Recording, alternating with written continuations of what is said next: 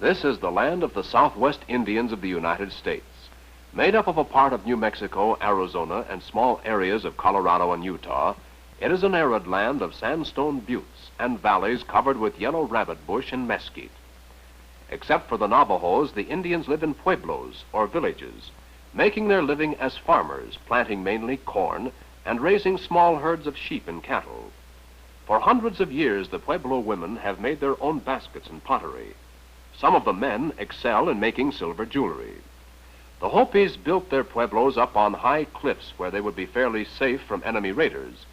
In the village of Shongopovi, on the second mesa in Arizona, live some of the Hopis' best basket makers. For their raw materials, they pick the tender inner leaves of the yucca bush, which grows in the desert a few miles from the pueblo. Mrs. Esther Honani has just returned from a trip to the desert. Slung over her back, she carries the load of yucca leaves, some of which she will bleach white in the sun, while others will be dyed brown or red. She already has a supply of yellow yucca leaves, which she picked last winter when the yucca is a natural yellow. The dyed shoots must be soft to work with, and to prepare them for use, they are laid on moist sand, and another layer of sand is sprinkled on top of them. They are covered and left for several hours until they are flexible. Now the job of basket weaving really begins. Mrs. Honani and her married daughter Adeline are working together. They must make 45 baskets for the family of Adeline's husband in exchange for the wedding garments they gave her.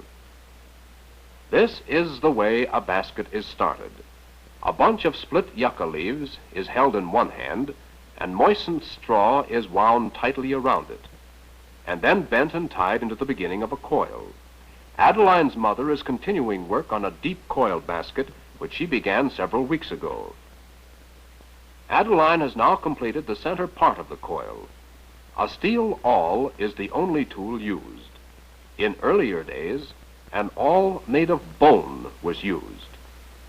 Mrs. Dungura, a neighbor, has dropped by for a chat and admires one of the finished baskets.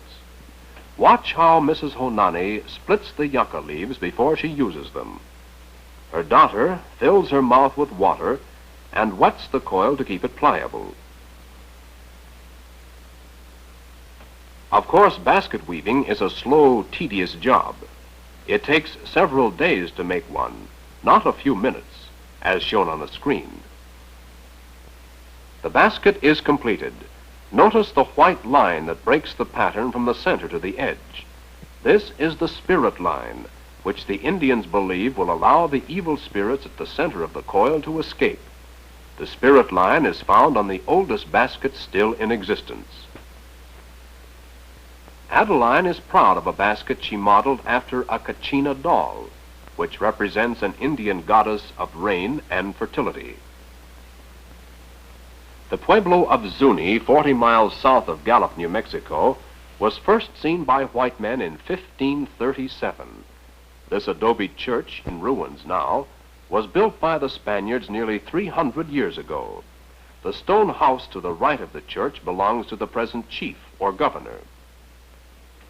Next to it lives 90-year-old Isawasi Alapawa, who is the Zuni's oldest pottery maker. There is always a crowd of youngsters about when she works in her tiny yard. On top of a high butte southeast of Zuni, called the Corn or Ancient Mountain, the Zuni people hid their crops and took refuge when the Spaniards drove them out of their pueblo hundreds of years ago. Near the foot of this mountain, in a gully by a river, is a deposit of gray clay. Mrs. Alapawa has come here for many years to dig up just enough clay for a week's supply. This she will take home and dampen overnight by wrapping it in a wet cloth. The next morning, Mrs. Alapawa adds a piece of finely ground old pottery as temper to the fresh clay. This will prevent shrinkage or cracks when the pot is fired. The beginning of a new pot is a lump of clay rolled into a ball. Pushing her finger into the clay, she gradually works it into the shape of a bowl. The bowl is built up by adding coils or fillets of clay. The form is smoothed over with a stream-worn agate pebble. These stones are handed down from one generation to the next, and the more they are used, the smoother they get. After the shape is completed, newly made pottery is put inside the house for slow drying and scraped to the right thickness with a pottery scraper. For paint, a piece of manganese oxide is rubbed with water in a mortar of volcanic stone. Dried turkey weed, added to the paint, makes it stick to the bowl. A chewed up end of the midrib of a yucca leaf is used for a paintbrush. Mrs. Alapawa's hands are steady in spite of her years, as she paints the traditional religious designs, some of which are found on pots over 1,000 years old. Several pieces are painted before Mrs. Alapawa bakes them. At the left is a pottery owl, which is one of the sacred birds of the Zunis. After drying for several days, the pot is ready to be fired. This is done simply by baking it in an open-air fireplace in the yard. Dry manure is piled around the pot, and the whole covered with a metal lid. The manure is set afire and burns slowly for several hours. After it has burned out, the finished pot is removed.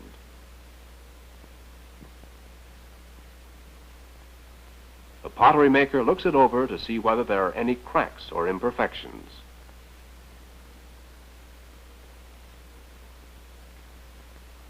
Mrs. Alapawa doesn't have far to go to sell the pottery she has made. The trader just down the street rates her work among the best in the Pueblo of Zuni. Across the plaza from the governor's house, next to the church ruins and the adjoining kiva, where the Zunis hold their sacred religious rituals, lives Harold Toussaint, jewelry maker. The Zunis specialize in silver inlay work. Harold's wife polishes stones while he hammers the silver. They get all their raw materials from the trader: turquoise mined in Nevada and Arizona, silver sheets of various thickness, silver wire for decoration, shells of different shapes and colors, from light amber to dark brown.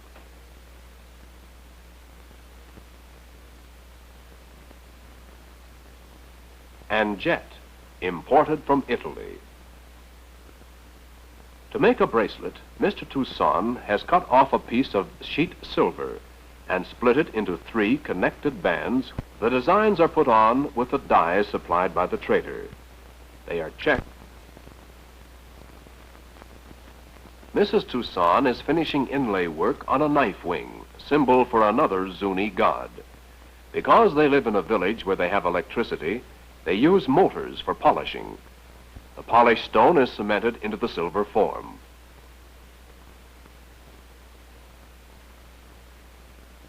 Indian women like much jewelry and wear their best pieces themselves when they go to the Indian fairs. At the exhibit halls, they can look at fine, softly colored blankets made by the Navajos and sold by Indian girls. They too bear the traditional religious designs that are found on all Indian handiwork. These vividly colored rugs are made especially for the white man because they are more to his tastes than the softly colored ones. Ancient Zuni pottery is also displayed, sacred ceremonial vessels, showing designs of the plumed serpent, who is the guardian of the sacred spring, and the deer, from whose line comes long life. Then there are heavy concho belts made by the Navajo craftsmen from hammered or cast silver. Jeweled wrist guards set with many stones, and rings with sacred symbols made by Zunis many years ago.